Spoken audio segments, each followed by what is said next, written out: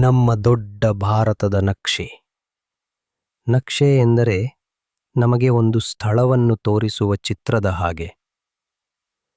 ಬನ್ನಿ, ದಿಕ್ಕುಗಳನ್ನು ಕಲಿಯೋಣ. ನಾವು ನಕ್ಷೆಯ ಮೇಲ್ಭಾಗವನ್ನು ನೋಡಿದರೆ ಅದು ಉತ್ತರ, ನಿಮ್ಮ ತಲೆಯನ್ನು ತೋರಿಸಿದ ಹಾಗೆ. ನಾವು ನಕ್ಷೆಯ ಕೆಳಭಾಗವನ್ನು ನೋಡಿದರೆ ಅದು ದಕ್ಷಿಣ, ನಿಮ್ಮ ಕಾಲ್ಬೆರಳುಗಳನ್ನು ತೋರಿಸಿದ ಹಾಗೆ. ಭಾರತದಲ್ಲಿ ವಿವಿಧ ರೀತಿಯ ಸ್ಥಳಗಳು. ನಮ್ಮ ಭಾರತ ದೇಶದಲ್ಲಿ ಹಲವು ಬಗೆಯ ಭೂಮಿಯಿದೆ. ಎತ್ತರದ ಪರ್ವತಗಳು ಉತ್ತರದಲ್ಲಿ. ಭಾರತವು ತುಂಬಾ ಎತ್ತರದ ಪರ್ವತಗಳನ್ನು ಹೊಂದಿದೆ. ಅವು ಎಷ್ಟು ಎತ್ತರವಾಗಿವೆ ಎಂದರೆ ಆಕಾಶವನ್ನು ಮುಟ್ಟುತ್ತಿರುವಂತೆ ಕಾಣುತ್ತವೆ. ಅವು ವರ್ಷವಿಡೀ ಬಿಳಿಯ ಹಿಮದ ಟೋಪಿಗಳನ್ನು ಧರಿಸುತ್ತವೆ. ಅಬ್ಬಾ, ಅಲ್ಲಿ ತುಂಬಾ ಶೀತ ಇರುತ್ತದೆ. ಸಮತಟ್ಟಾದ ಹಸಿರು ಭೂಮಿ, ಪರ್ವತಗಳ ಕೆಳಗೆ ಮೈದಾನ ಎಂದು ಕರೆಯಲ್ಪಡುವ ಸಮತಟ್ಟಾದ ಹಸಿರು ಭೂಮಿಯಿದೆ.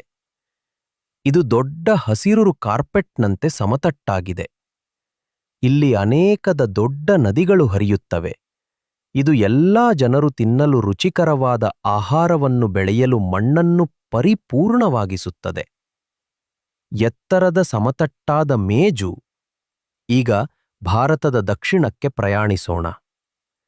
ಈ ಭೂಮಿಯ ಹೆಚ್ಚಿನ ಭಾಗವು ಎತ್ತರದಲ್ಲಿದೆ, ಆದರೆ ಮೇಲ್ಭಾಗದಲ್ಲಿ ದೈತ್ಯ ಮೇಜಿನಂತೆ ಸಮತಟ್ಟಾಗಿದೆ. ಇದನ್ನು ಪ್ರಸ್ಥಭೂಮಿ ಎಂದು ಕರೆಯುತ್ತಾರೆ. ಸಮುದ್ರದ ಪಕ್ಕದ ಭೂಮಿ ಮತ್ತು ನೋಡಿ, ಬದಿಗಳಲ್ಲಿ ಭಾರತವು ದೊಡ್ಡ ನೀಲಿ ಸಮುದ್ರವನ್ನು ಮುಟ್ಟುತ್ತಿದೆ. ಸಮುದ್ರದ ಸಮೀಪವಿರುವ ಭೂಮಿಯನ್ನು ಕರಾವಳಿ ಎಂದು ಕರೆಯುತ್ತಾರೆ. ಇಲ್ಲಿ ನಾವು ಆಟವಾಡಲು ಮೃದುವಾದ ಮರಳಿನ ತೀರಗಳಿವೆ. ಇಲ್ಲಿ ವಾಸಿಸುವ ಜನರು ಸಮುದ್ರದಲ್ಲಿ ಬಹಳಷ್ಟು ರುಚಿಕರವಾದ ಮೀನುಗಳನ್ನು ಹಿಡಿಯುತ್ತಾರೆ. ಭೂಮಿ ನಮ್ಮ ಜೀವನವನ್ನು ಹೇಗೆ ರೂಪಿಸುತ್ತದೆ? ಎಲ್ಲೆಡೆ ಭೂಮಿ ತುಂಬಾ ವಿಭಿನ್ನವಾಗಿರುವುದರಿಂದ ಜನರು ಬದುಕುವ ವಿಧಾನವೂ ವಿಭಿನ್ನವಾಗಿರುತ್ತದೆ. ಹವಾಮಾನ ಬದಲಾಗುತ್ತದೆ. ಉತ್ತರದ ಪರ್ವತಗಳು ಶೀತ ಮಾರುತಗಳನ್ನು ತರುತ್ತವೆ. ಬೇಸಿಗೆಯಲ್ಲಿ ಪ್ರಕಾಶಮಾನವಾದ ಸೂರ್ಯನ ಕೆಳಗೆ ಮೈದಾನಗಳು ತುಂಬ ಬೆಚ್ಚಗಿರುತ್ತವೆ ಮತ್ತು ಸಮುದ್ರದ ಬಳಿ ಬಹಳಷ್ಟು ಮಳೆ ಬರುತ್ತದೆ.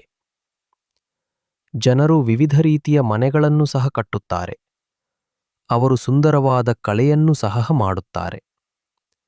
ಅವರ ಕಲೆಯು ಅವರ ಸುತ್ತಲೂ ನೋಡುವುದನ್ನು ತೋರಿಸುತ್ತದೆ. ಪ್ರಕಾಶಮಾನವಾದ ಸೂರ್ಯ, ಎತ್ತರದ ಮರಗಳು, ಸುಂದರ ಪಕ್ಷಿಗಳು ಮತ್ತು ದೊಡ್ಡ ನೀಲಿ ಸಮುದ್ರ.